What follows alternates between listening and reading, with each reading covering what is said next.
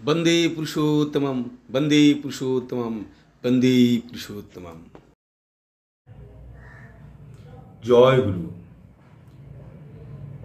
সকল দাদা ও মায়েদেরকে আমার আন্তরিক আনন্দিত জয় গুরু। যারা এই ইষ্টচেতনের ভিডিওগুলি দেখছেন শুনছেন সবাইকে আমার আন্তরিক কৃতজ্ঞতা জ্ঞাপন করি। আমাদের প্রত্যেকের জীবনে চালক প্রয়োজন, না হলে আমাদের এই জীবনরূপী গাড়িটা চলতে পারে না। হ্যাঁ, যদি আধ্যাত্মিক চেতনা বা আত্মিক উন্নতি আত্মোন্নয়নের জন্য চেষ্টা করে তাহলে তো অতি প্রয়োজন। আর যদি কারো জীবনে চালক নেই এমন তো কেউ হতেই পারে না। কেননা জন্ম হওয়ার আগের থেকেই গর্ভে যখন ছিলাম তখন ছিল মা চালক, জন্ম হওয়ার পরেও মা, তারপর বাবা আসলেন, তারপরে আরও গুরুজন, তারপর আরও কত কত কি। ঠিক তেমনি আমার আত্মিক উন্নতি করতে হলে, আত্মোন্নয়ন করতে হলে আমার একজন সৎ চালক দরকার। তাই যে যেমনটা চায় তার তেমন চালক সে খুঁজে নেয়, তাই নয় কি? তো যদি চালক না থাকে তাহলে কি পরিস্থিতিটা হয়? সৎ চালক যদি না থাকে, যেমন মাঝিবিহীন নৌকা যদি নদীতে ছেড়ে দেওয়া হয় তাহলে সে স্রোতের টানে ঢেউয়ের সঙ্গে তালে তালে কোথায় চলে যায় তার কোনো ঠিকানা থাকে না। কোথাও ডুবে যায় কি আর কোথাও গিয়ে পড়ে থাকে, কোন অভাঙাড়ে গিয়ে পড়ে থাকে তার কোনো ঠিক ঠিকানা থাকে না। তো আমাদের জীবনে যদি সৎচালক যদি না থাকে, কাউকে যদি আমি না করি, তাহলে আমাদের জীবনরূপী গাড়ি নৌকা এপার থেকে ওপার যাওয়া অতি কষ্টকর। আমি একবার আমাদের ওখানে একটা বড় ক্যানাল ছিল, সেই ক্যানাল দিয়ে খুব স্পিডে জল যেত। আমি সাঁতার জানি, পুকুরে সাঁতার কেটেছি, তাই সেই মনোবলে আমি কিন্তু ঝাঁপ দিয়ে পড়লাম। ঝাঁপ দিয়ে পড়ার সঙ্গে সঙ্গে দেখি আমাকে টেনে নিয়ে চলে যাচ্ছে, আমাকে টেনে নিয়ে কোথায় চলে যাচ্ছে আর মাঝের দিকে নিয়ে যাচ্ছে। আমি তখন কি করি, আর আমি যতই সাঁতার কাটছি আমি আর এগোতেই পারছি না, কুলে আসতে পারছি না। তখন কি করলাম, তখন বুদ্ধি খাটালাম, ঠাকুরের নাম জপ করতে থাকলাম যে ঠাকুর এখন আমি কি করি, এ তো ভারী সমস্যা, এরকম সমস্যা তো আমি কোনোদিন পড়িনি, কারণ আমরা স্রোতের মধ্যে কোনোদিন সাঁতার কাটিনি, তাই আমার তো জানা নেই। মাথায় একটা বুদ্ধি আসলো যে স্রোতটা যেদিকে যাচ্ছে সেই দিকে কোনাকুনিভাবে সাঁতার কাটতে থাক, তাহলে আস্তে আস্তে কুলে যেতে পারবি। আমি তেমনি করলাম, ধীরে ধীরে ধীরে ধীরে ধীরে সেই স্রোতের তালে তালে আমি কোনাকুনি কেটে পারে উঠলাম। তো এমন একটা ছোট্ট উদাহরণ। তো সৎচালক যদি আমাদের জীবনে না থাকে, আমাদের জীবনতরীটাকে আমাদেরকে এমনিভাবে ভাসিয়ে নিয়ে চলে যেতে পারে। তাই আমাদের জীবনে চালক অতি প্রয়োজন, সৎচালক দরকার, তাই নয় কি? সৎপথে যেতে হলে, সৎপথে অগ্রসর হতে হলে। তাহলে এবার আসুন, সেই জন্য আজকের টপিকটা, আমরা যারা গুরু করি, যাদের জীবনে সদ্গুরু লাভ হয়েছে মানে পেয়েছেন সদ্গুরু মন্ত্রে মন্ত্রিত, আমরা এই সদ্গুরুকে ধরার পরেও কিন্তু আমরা সঠিক আছি কি নেই, আমি ঠিকভাবে চলছি কি নেই, তার মতো, তার হিসাব মতো, তার নিয়ম আদেশ নির্দেশ পালনের মধ্যে চলছি কি না, সেটা আমি কি করে বুঝবো? তার একটা পরখ করাবার জন্য পরম প্রেমময় শ্রী ঠাকুর অনুকূলচন্দ্র আমার, তিনি তাঁর শ্রীহস্তে লেখা সত্যান্বেষণ গ্রন্থে একটি বাণী, সেটা আপনাদের সামনে তুলে ধরছি। সব কিছু বুঝতে পারবেন, একেবারে সব কিছু বুঝতে পারবেন। আর বুঝতে পারলে নিজেকে শুধরাতে পারবেন, শুধরাতে পারলে আমরা সেই পরম দয়ালের পরম মঙ্গলের অধিকারী হতে পারবো। ঠিক আছে না? তো ঠাকুর আমাদের বলে গেছেন যে, খবরদার করে গেছেন, অনেক জায়গাতে সাবধান করে গেছেন যে এ পথে যেন যেও না, তাহলে কিন্তু মৃত্যু অনিবার্য। নরকভোগ অনেকবার্য, রোগ শোক দুঃখ দারিদ্র ইত্যাদি সব কিছু কিন্তু ঘিরে ধরবে। তাই আজকের টপিকটি হচ্ছে কি, চালক অন্তর্যামী তবু কেন পথভ্রষ্ট হই। এই পথে সব থেকে বড় শত্রু কে? ঠিক আছে, তো সেটা জেনে নেব আজকে এই ভিডিওটির মধ্যে। আপনারা আগ্রহের সহিত একাগ্রতার সহিত শুনবেন নিশ্চয়ই। ঠিক আছে, তো আসুন আমরা এগিয়ে যাই। ঠাকুর বলেছেন, যাকে তুমি চালক রূপে মনোনীত করে নিয়েছ তার কাছে তোমার হৃদয়ের কোনো কথাই গোপন রেখো না। গোপন করলে তাকে অবিশ্বাস করা হবে, আর অবিশ্বাসেই অধঃপতন। গোপন চালক অন্তর্যামী যদি ঠিক ঠিক বিশ্বাস হয়, তবে তুমি কুকার্য করতেই পারবে না। আর যদি করেই ফেলো, তবে তা নিশ্চয়ই স্বীকার করবে। গোপন করতে ইচ্ছা হলেই যেন তোমার হৃদয়ে দুর্বলতা এসেছে, অবিশ্বাস আক্রমণ করেছে, সাবধান হও, নতুবা অনেক দূর গড়াবে। তাহলে এখানে একটি প্রশ্ন, আমরা কুকার্য করতেই পারবো না কেন? কখন আমরা কুকার্য করতে পারবো না? এবার আসুন একটুখানি, বাণীটি তো পাঠ হয়েছে, এবার একটু চিন্তা করে দেখুন, আমরা কার কথা শুনি? যাকে আমি ভালোবাসি।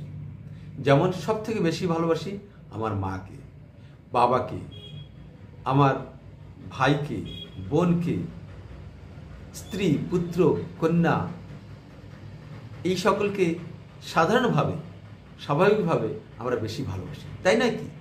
তাই আমার মা যদি রাগ হয় তা আমার মনে কষ্ট হয়, আমার মায়ের যদি কষ্ট হয় তাহলে আমার কষ্ট হয়, যদি না হয় তাহলে আমি মাকে ভালোবাসি না। মায়ের কষ্ট দেখে যদি আমার কষ্ট অনুভব না হয়, আমি তার কষ্ট নিবারণের জন্য যদি এগিয়ে না যাই, তাহলে কিন্তু আমি মাকে ভালোবাসি না। মাকে ভালোবাসি তখন যখন মা যা চায়, মার মুখে হাসি ফোটাবার জন্য যা কিছু করতে হয় আমি যদি করি, তাহলে সেটাই ভালোবাসা। তাই এখানে দেখা যাচ্ছে কি, আমি যাকে ভালোবাসি সে যা চায় তাই করে তাকে খুশি করতে চাই। আমি সে যা না চায় তা করি না। কেন? তিনি ব্যথা পাবেন, তার অন্তরে ব্যথা লাগবে, কষ্ট পাবেন। আর এরকম যদি না করছি তাহলে কি হচ্ছে, সে বিষয়টি এই বাণীর ভিতরে উল্লেখ করা আছে। আসুন এই বাণীটি একটুখানি সাজিয়ে দেখি, তাহলে সবকিছু সব মশলা পেয়ে যাবো, আমাদের জীবন ধন্য হয়ে যাবে। আমরা সত্যিকারের বিবেক জাগ্রত হবে, আমরা সচেতন হয়ে চলব। অ্যাওয়ারনেস না থাকলে প্রতি পদে পদে ভয় আসে, তাই নাকি? তো আসুন কি বলেছেন, যাকে তুমি চালক রূপে মনোনীত করে নিয়েছো। অর্থাৎ আমি কাকে চালক রূপে মনোনীত করে নিয়েছি? আমার জীবনে, আপনি আপনার জীবনে এবং প্রত্যেকের জীবনে একবার একটু ভেবে দেখুন। আমরা যখন ছোট থাকি তখন মা ছাড়া কিছু জানি না। মা বাবাকে চিনিয়ে দেন, এবার মা বাবা দুজনকে চিনি, মা বাবা যা বলে দেন সেভাবে আমরা চলি, তাই নাকি? তারাই থাকে আমার চালক। যখন আমরা বড় হই, আমাদের বুদ্ধি বোঝার পরিসর বাড়তে থাকে, তখন দেখা যায় কি আমার আরও যা কিছু দরকার বাবা মার কাছে কিছু কিছু কম পড়ে যায়। তাই বাবা মা কি করেন, গুরু ধরিয়ে দেন, গুরু গ্রহণ করতে বলেন। তখন আমরা গুরু গ্রহণ করি এবং আমরা তাকে আমার জীবনের চালক রূপে বেছে নিই, তাই নয় কি? তাহলে আমি যাকে চালক রূপে মনোনীত করে নিচ্ছি তিনি কে? তিনি হচ্ছেন গুরু, সদ্গুরু। আমি যেমন ঠাকুর অনুকূল চন্দ্রের শিষ্য, তিনি হচ্ছেন আমার চালক, তাই নাকি? যদি শ্রী শ্রী ঠাকুর আমার চালক হয়ে থাকেন, তাহলে তার কাছে আমার হৃদয়ের কোনো কিছু গোপন রাখা চলে না, তাই নাকি? যদি গোপন করি তাহলে কি হলো, তাকে আমি অবিশ্বাস করছি। এবার সাধারণভাবে আসা যাক মার কথা। আমরা মা বাবার কাছে সব কথা বলি না, তাই নয় কি? কেন বলি না? মা কিংবা বাবা যদি জানে তাহলে আমাকে গাল করবেন, রাগ করবেন, দুঃখ পাবেন। তো আমরা কি করি? অনেক কথা গোপন করে রাখি। এই গোপন করে রাখার অর্থটা কি? এখানে শ্রী ঠাকুরের অমৃত বাণী আমাদেরকে সচেতন করে দিচ্ছে, মনে করিয়ে দিচ্ছে যে গোপন করার অর্থই আমি যাকে ভালোবাসি তার কাছে যদি আমি কোনো কিছু গোপন করি তার মানে তাকে আমি অবিশ্বাস করছি। আর এই অবিশ্বাস রূপী আগাছা আমার মনের মধ্যে যখনই জন্ম নিচ্ছে, আমার জীবন্ত ভগবান, জীবন্ত মা, জগজ্জননী রূপ, যিনি আমার জন্মদাত্রী মা, বাবা, পিতা স্বর্গ, পিতা ধর্ম, পিতা হি পরমন্ত, পিতরি প্রীতিমা পণ্যে সর্বদেবতা আছে। তো তাহলে আমার সেই দেবতুল্য পিতামহ, পিতৃদেব, মা, তাকে যদি আমি, তার কাছে যদি আমি কিছু গোপন করছি তার মানে আমি অবিশ্বাস করছি। আর ঠাকুর কি বলছেন? অবিশ্বাসেই অধপতন। তার মানে আমার চালককে আমি প্রথম অগ্রাহ্য করলাম, আমার চালককে আমি প্রথমেই রিজেক্ট করছি। এই রিজেক্ট করলাম মানে আমার লাইফের উন্নতিটাকেও আমি বাদ দিয়ে দিলাম। তাহলে কি করতে হবে? অবিশ্বাস আনা যাবে না। তার কাছে গোপন করলাম মানে আজকের থেকে আপনারা সবাই জেনে নেব যে যেই আমার নিকটস্থ কেউ হোক না কেন, তার কাছে যদি আমি কিছু গোপন রাখছি তাহলে আমি অবিশ্বাস করছি। আর অবিশ্বাস করা মানে অধপতন যাওয়া। তাই শ্রী ঠাকুর বলছেন চালক অন্তর্যামী। আমরা প্রত্যেকে যারা বাবা মা হয়েছি, আমরা কিন্তু আমাদের ছেলে মেয়ে কি করছে না কি করতেছে, কি করতে পারে কি না করতে পারে, তা কিন্তু আমরা তার সাথে না থেকেও আমরা বুঝতে পারি। ঠিক তেমনিভাবে পরমপিতা যিনি চালক আমার, তিনি অন্তর্যামী। এমনিভাবে এটা কোনো অলৌকিক কথা নয়। যদি এটা বিশ্বাস হয় যে চালক অন্তর্যামী ভগবান, ঠিক বিশ্বাস হয়, তাহলে আমি কুকার্য করতে পারবো না। কেন পারবো না? তার প্রমাণ আমি একটু আগে বললাম। মা বাবার প্রতি যদি আমার ভক্তি ভালোবাসা অটুট থাকে, তাহলে এমন কোনো কাজ আমি করতে পারি না যা করলে তিনি আঘাত পাবেন, তিনি কষ্ট পাবেন, তার মনে দুঃখ আসবে, এমন কোনো কিছু করতে পারে। তাই শ্রী ঠাকুর অনুকূল চন্দ্রের জীবনে দেখা যায় যে তিনি মাতৃভক্ত ছিলেন। তিনি নিজে মুখে বলেছেন, আমি যা কিছু করেছি মাকে খুশি করবার জন্য করেছি। কিন্তু মাকে খুশি করা এত সহজ হয়নি। তার কথার অভিব্যক্তির মধ্যে বোঝা যায়। তো এবার কথা আসছে যে চালক অন্তর্যামী যদি ঠিক বিশ্বাস হয় তাহলে আমি কুকার্য করতে পারবো না। কেন? কেননা আমার ভালোবাসা আছে সেখানে। আমি তাকে ভালোবাসি, আমি তাকে খুশি করতে চাই, তার ভালোতে আমি বাস করতে চাই, তাকে সন্তুষ্ট করে আমি আনন্দ পাই, এমনি ভাবটা থাকবে। তাই শ্রী ঠাকুর বলছে তুমি কুকার্য করতেই পারবে না। আর যদি করেই ফেলো তাহলে তুমি নিশ্চয় স্বীকার করবে। আমি যদি অন্যায় করে ফেলি, মায়ের কাছে আমি বলতে দ্বিধাবোধ করব না। এটাই হবে আমার মা যা কিছু করুক আমার ভালোর জন্যই করবেন, এই বিশ্বাসটা আমার মধ্যে থাকার দরকার। মা তো আমাকে মেরে ফেলবে না, মা তো আমাকে বাঁচাতে চায়, মা তো আমার ভালো চায়, মা তো আমার আনন্দ চায়, আমার খুশি চায়, আমার উন্নতি চায়, আমার সব কিছু মায়ের চায়। ঠিক তেমনি চালক অন্তর্যামী যদি ঠিক বিশ্বাস হয়, আমি কুকার্য করতে পারবো না। কেননা তাকে খুশি করা, সে আমার খুশি চান।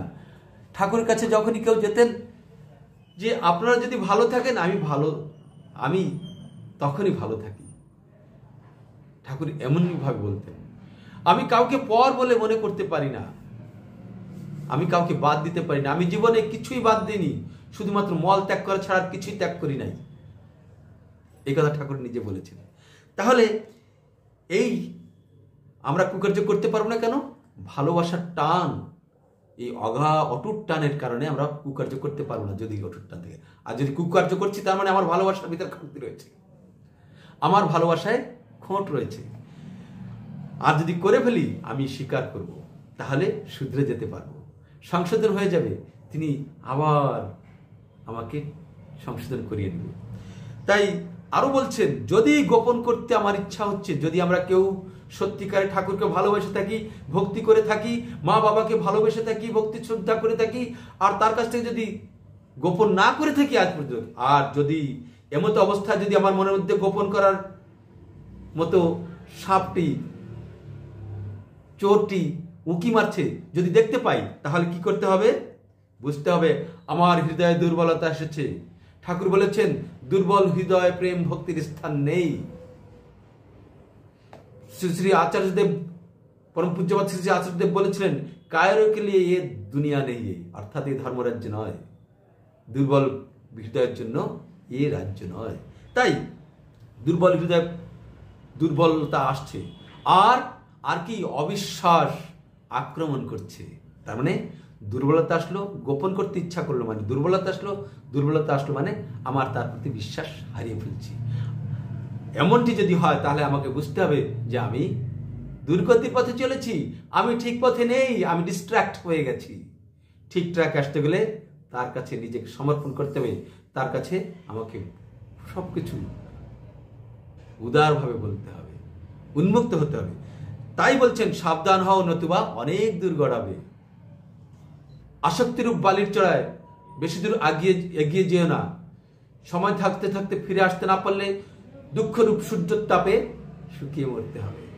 শ্রী ঠাকুরের অমৃত বাণী এই কথাগুলি আমাদেরকে সাবধান করতে, সচেতন করে দেয় আমাদেরকে সৎপথে থাকার জন্য। তাই তিনি বলছেন যে এই যদি অবিশ্বাস আক্রমণ করে ফেলে তাহলে আমরা দুর্গতির রাজত্বে প্রবেশ করব। আবার তিনি বলছেন যদি গোপন করতে ইচ্ছা হয় তাহলে কি হবে? যদি আমি গোপন করি তাহলে কি হবে? কিভাবে, কেমন ভাবে আমি দুর্গতিতে চলে যাচ্ছি? তাহলে তোমার সৎ চালকও গা ঢাকা দেবেন, আর তুমি তোমার হৃদয়ে ভাব ব্যক্ত করো, উন্মুক্ত হও, তিনিও তোমার সম্মুখে উন্মুক্ত হবেন, ইহা নিশ্চয়ই। যদি আমি এর পূর্ববারিতে যে কথাটি বলেছেন যে যদি তুমি অন্যায় করেই ফেলো তাহলে নিশ্চয়ই স্বীকার করবে। এই স্বীকার করাটাই হচ্ছে কি? উন্মুক্ত হওয়া, হৃদয়ের ভাব ব্যক্ত করা। উন্মুক্ত হলে আমি যদি তার কাছে উন্মুক্ত হই তাহলে তিনিও আমার সম্মুখে প্রকট হবেন, আমরা তার দর্শন পাবো। তখনই দুর্বল হৃদয়ের প্রেম ভক্তির স্থান নেই। আমাদের মধ্যে দুর্বলতা যতক্ষণ পর্যন্ত আছে আমরা ধর্মরাজ্যে ঢুকতে পারবো না। ধর্মরাজ্যে যদি ঢুকতেই না পারলাম তাহলে তার দর্শনই বা পাবো কি করে? তার উপস্থিতি, তার আলোকে আমি আমার হৃদয়ে কি করে অনুভব করতে পারবো? তাই তিনিও তোমার সম্মুখে উন্মুক্ত হবেন, ইহা নিশ্চয়ই। শ্রী ঠাকুর বলছেন, গ্যারান্টি দিয়ে বলছেন। তাহলে সৎচালক আরেকটা কি বলছেন? যদি আমি গোপন করি তাহলে সৎচালক গা ঢাকা দেবেন। ঢাকা দেবেন এর মানে কি? তার মানে শ্রী শ্রী পিতৃদেব বলছেন গা ঢাকা দেবেন মানে কি? সোজা কথাটা বল মানে তখন আমার কাছে তিনি নিজেকে সম্বরণ করবেন। তিনি যে সবই জানেন, সবই বোঝেন, সেটা বুঝতে দেবেন না। তিনি তাকে প্রকাশ করবেন না। আমার যতটুকু ক্ষমতা ততটুকু বুঝবো। তিনি উজ্জ্বল হয়েই আছেন। আমি যদি তার কাছে উন্মুক্ত হই, আমি যদি মন প্রাণ খুলে কথা বলি, তাহলে আমার যতটুকু ক্ষমতা তাতেই বুঝতে পারবো তিনি অন্তর্যামী। আর এ না হলে তিনি আত্মপ্রকাশ করবেন না, তার দর্শন হবে না। যতই আমার সামনে থেকে তিনি নিজেকে প্রকাশ করবেন না। তাই উন্মুক্ত হতে হবে। তাহলে আমরা পথভ্রষ্ট হব না। আর সব থেকে বড় শত্রু কি আমার জীবনের? গোপনতা, অবিশ্বাস, এই মানে ভালোবাসা না থাকা। তাহলে ভালোবাসতে হবে। তাহলে এই শত্রু, এত বড় শত্রু গোপন এবং অবিশ্বাস আমাকে আক্রমণ করতে পারবে না। ভালোবাসার টানে তাকে যখন খুশি করতে চলবো তখনই আমি উত্তীর্ণ হব। পথভ্রষ্ট না হয়ে এগিয়ে যেতে তার দর্শন লাভ করতে পারবো। তার দর্শন লাভ করা মানে জীবনের সবকিছু পাওয়া, নাম যশ খ্যাতি সবকিছু, যা চাই তাই। ঠিক আছে, আশা করি আপনাদের এই অমৃত কথা, শ্রী ঠাকুরের অমৃত কথা ভালো লেগেছে, ভালো লাগবে আমার এটা বিশ্বাস। আজকের জন্য এতটুকু, ঠিক আছে? আপনারা নিশ্চয়ই আমার সঙ্গে থাকবেন। জয় গুরু, বন্দে পুরুষোত্তম।